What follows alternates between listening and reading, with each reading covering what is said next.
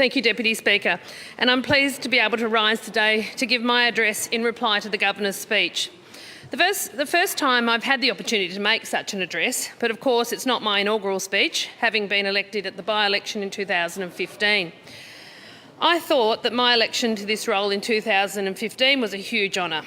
I can now tell you, having the electorate put their faith in me to represent them for a second term is an even greater honour, and one, I promise, I will never take for granted.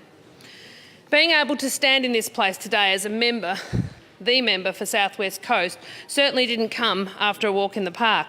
It was a tough campaign with 8 other candidates. But while it was tough and hotly contended, it was a fair campaign, and I want to thank the other candidates for the way they each conducted themselves. As I wrote to each of them and said, while there can be only one person elected, democracy was the real winner. I want to take some time to thank some individuals who worked tirelessly, not just on the campaign just gone, but for the entire time in this place, because it's never just the campaign, it's the several years up to the campaign and the election that really makes a difference to being elected or not. Firstly, the incredible Joy and Jeff Howley, who went above and beyond doing anything and everything. There's no way I could be here without your help and ongoing support. The former Premier, Dr Denis Napthine, and his family for his support and guidance. Jan Reid and Cheryl Bellman, who took on the task of doing booth rosters, and what an onerous task that is. Anyone who's ever done any rosters in their life know how challenging that is, and having many years in nursing role, I hated rosters, so Jan and Cheryl did an enormously difficult job and did it very, very well. John Maddox and David Looker, who spent a lot of time on the Warrnambool pre-poll, as did many others, but they particularly spent a lot of time. Jim Hanrahan, my stepfather, and my mother, Pauline. Jim, for his endless support and hard work in all sorts of ways in our community in South West Coast, but also another one who did a lot of time on pre-poll.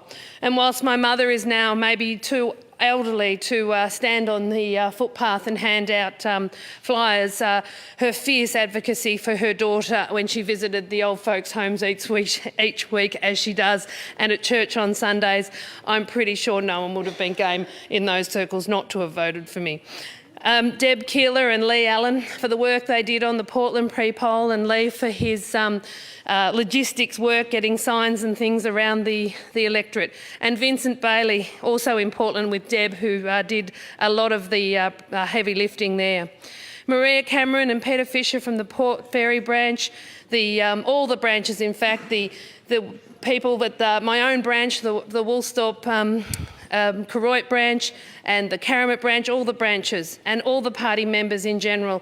It's always a risk when you name people because there was 120 people who came together and stood on booths throughout that period of time. It's an enormous amount of people, and it's not something I have not considered in great detail of how much work and how much commitment people have to not only myself but to the Liberal values, which I am very proud to say are very solid values, and values I think we need to work harder to demonstrate in our party that they are so true to today's world, and something we will work harder to make sure our community understands better. I'd like to also thank my family. Every one of them stood on a booth that day, from in Macarthur, right around the electorate. My children were in cars driving from one to the other booth to fill gaps. My daughter, who at the age of 15 would come down after school on pre-poll and stand on pre-poll with her girlfriends from school. There might have been a bit of a bribery of the ice cream or two to help with that one from time to time. And girlfriends from my nursing days, like Kate Asling, who came and manned a booth with many people like Matt Ryan and Michelle Jolliffe, who stood on booths all day. And I'm really proud to be able to say what a wonderful community we have around us in South West Coast, and what we've achieved as a community during my first 3 years as your elected representative. Securing funding for the Warrnambool Special Development School is something I'm very, very proud of. Many people said that it was playing politics with children with a disability. I found that really abhorrent. These are children who expected me to stand up for them as their representative and make sure they got a school that was the same school standard that other children had. When you're in a wheelchair and you can't pick your own book in a library because there's no wheelchair access in a disability school, that's nothing to be proud of. And so now I'm very proud to have stood strong against those words where people, I think, were using politics against me rather than letting me get on and do the job of representing the children that I felt very, very passionate about standing strong on their behalf. And I'll continue to do so because the school's being built and it's going to be a great school, and I'm very proud we pushed so hard as a community and made that happen. But without a school oval, without a playground, and right now we've got the radio advertising that the school will be provided with soft fall for the playground, but no playground. I don't understand how we can be proud as a state, and the government need to think about this and fund a school without a playground but put softball there for them to fall off the playground equipment that isn't even in existence. And no school oval. Tell me a boy in this room that didn't kick a footy on the school oval at school, yet this school won't have one unless we as a community fund it. Well, I think that's government's responsibility. And securing federal funding for the Warrnambool rail line. During the election, we promised fast rail, and that's something that will make a massive difference to our region.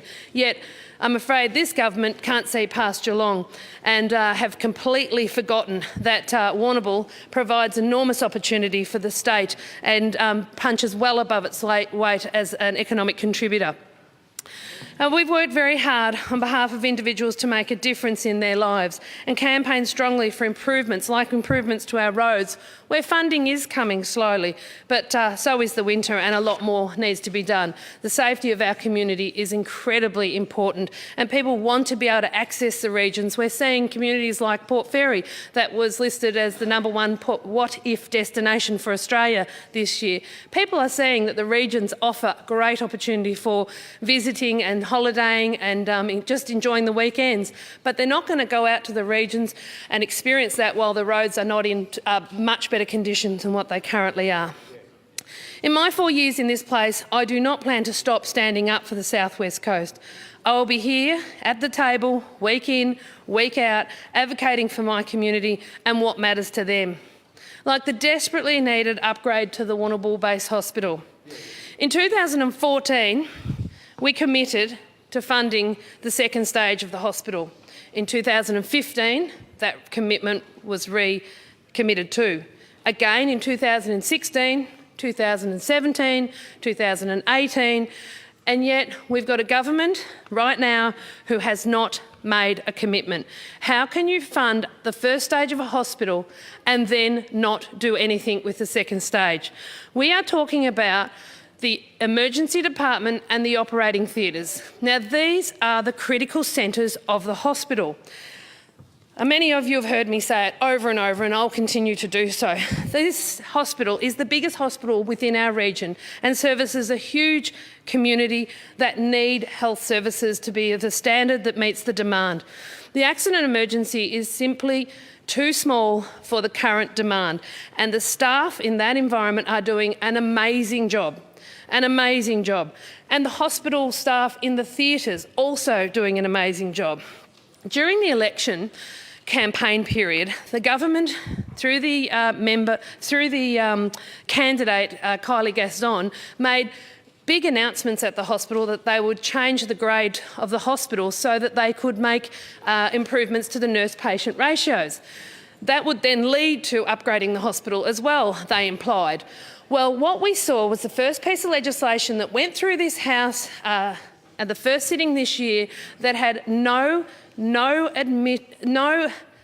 listing of Warrnambool Base Hospital. So these nurses who were told in 2011 to be patient, their time would come, and were told prior to the election that they would get nurse-patient ratios for Warrnambool like you would have if you were nursing in Melbourne. I'm cardiac trained, and in Melbourne, if I look after an AMI patient, an acute myocardial infarction patient, I look after 4. If I'm in Warrnambool, those exact same patients I look after 5. Now, these nurses said, we'll be patient, but They got the promise pre-election, and the very first piece of legislation they were snubbed. How rude. They were promised, and the government missed that opportunity to do what they promised they would do for them. It's exactly the same with the hospital upgrade. Here are these nurses in the operating theatre, in the emergency department, under enormous pressure. No one wants to talk about the sick leave level that these staff are taking. No one wants to talk about the stress leave.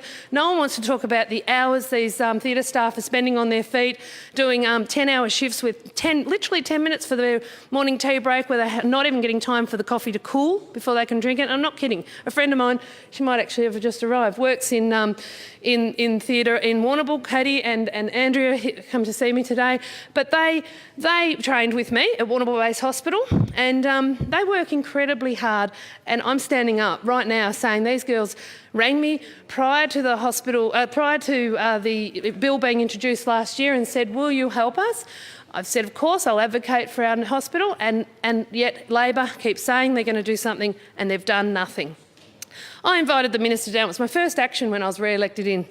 I wrote to the Minister back in December, and so far I have simply been ignored, not even got a response to my request.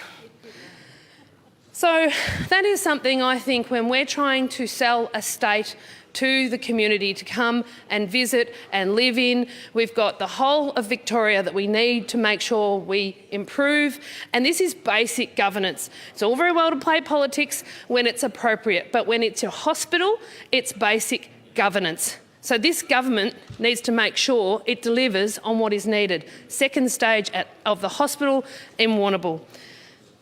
So much more needs to be done. We've seen the way this current Labor government treats our volunteers, and I'm getting pretty sick of having volunteers come into my office, volunteers with the Marine Services, volunteers with all sorts of organisations who come to me needing vital equipment and cannot do the role they are doing for our community because the government's standing in the way of them being able to volunteer. And it always strikes me as so strange that here we have people giving of their time voluntarily and having to fight for the right to do that.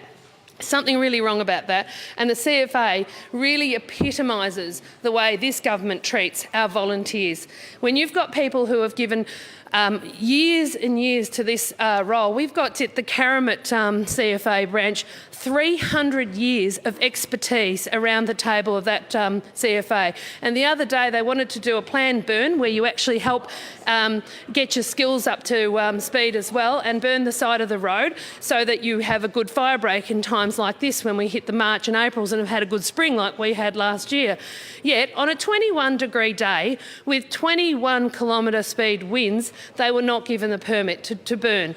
And you know, we've just had the the 2009 bushfire anniversary, 10-year anniversary, and we heard the member for Eildon talk about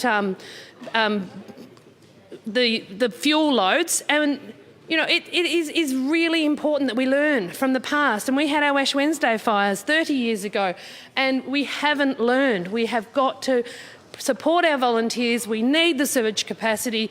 I remember evacuating from the St Patrick's Day fires and seeing so many headlights going the exact opposite way into the front of the fire that I was leaving because they were defending my farm and everybody else's farm. So I've seen that surge capacity, and I'm not prepared to sit down and watch it disappear. As I say, we in the regions punch well above our weight. The agricultural community, they need a government that really understands how hard we're working as agriculturalists to provide safe and quality food. Agriculture in South West Coast is the economic backbone of our region, and whilst we've got so many attacks on farming, people are coming to me, my fellow farmers, saying, "Roma, I don't know how much more I can take." When we've got the challenges we have of climate, we have of roads that have our product not getting to the port in good form, when we have the rail freight issues that we can't actually take product to the market, when we've got the port costs increasing, when we've got the power costs increasing, when we've got activists attacking us, wanting to come onto the farm, which we welcome them onto, provided they are able to let us know. I've hosted families every year on Farm Day, welcomed them, but the biosecurity risk of allowing people to come on, we need this government to get behind farmers, put a program in in place to support farmers and show people we work within a legislative framework.